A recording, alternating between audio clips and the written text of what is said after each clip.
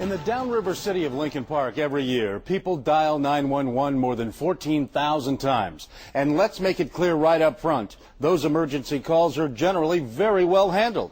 But that doesn't make what happened to Adrian Ledesma any less shocking.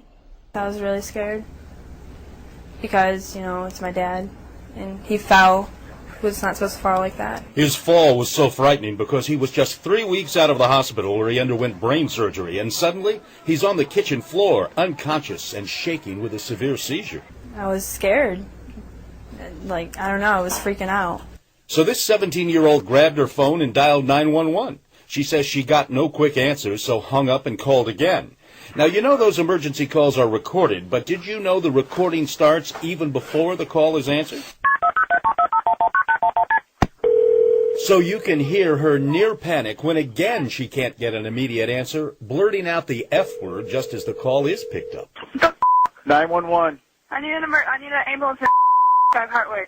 But the Lincoln Park cop who takes the call admonishes her and only makes her more frantic. Well, okay, first of all, you don't need to swear over 911. Okay. And slow down. Ambulance. You haven't had a chance to tell him how serious this is, right? And he's already hung up the phone. Well, I thought my dad was going to die. I was really scared. So you called back. 911. Are you going to give me an ambulance? Are you going to swear again, you stupid? Are we going to have a problem? No, you're not going to one. You lose your job. Your dad's still on the floor. Well, I'm thinking he's seriously hurt because he's still having a seizure, and it's a really long seizure. And I'm thinking that I want to, complain about this guy because he shouldn't be hanging up on me. So she calls back a third time. 911. I just want to know what's your name because you're getting sued. Good. What is it? Good. Good for you, because you're a buffoon. After wasting more than 6 minutes, the cop finally called the rescue squad. There it is. I kept getting a 911 call from this filthy-mouthed girl that wanted a rescue. I never found out what it was, and I was never able to transfer it over to you. And that's the same story he told on the police radio when he dispatched a squad car to the house. I kept getting 911 calls from this girl, hostile girl, requesting a rescue. No idea what it's for. I couldn't get through her comments. Meanwhile, Adrian left her older brother to tend to her dad and rushed a few blocks here to police headquarters to demand help and file a complaint.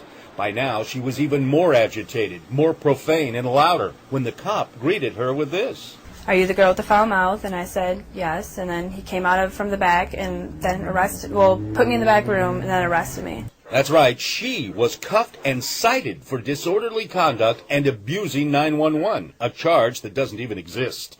So, who is this officer who so badly mishandled such an important job? He's Sergeant Robert McFarland, a 20-year veteran of the department and a man who did his best to avoid public accountability for what he did here. Sergeant, Get out of here. help us understand. Get out of here. What were you thinking? No comment. What were you thinking, sir? You put a life in danger, you put the taxpayers at risk. The officer, who makes at least $62,000 a year, has publicly said not a word at all about his conduct that day, while his boss has not ducked responsibility. Lincoln Park's chief of police, Tom Carnes, not only agreed to be interviewed, he was refreshingly candid and made no excuses. It's not the station's finest moment, I'll tell you that. The chief frankly admits, my guy screwed up on this. But still, he says he just can't explain why it happened. He never once asked her, what's wrong? Are you in an emergency situation? Do you need an ambulance? Is somebody dying? No, he did not. It's not, how can he...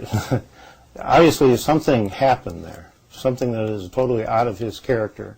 In fact, my review of Sergeant McFarland's record shows several commendations as a Lincoln Park officer. He's repeatedly received positive performance evaluations and not a single disciplinary action against him ever before.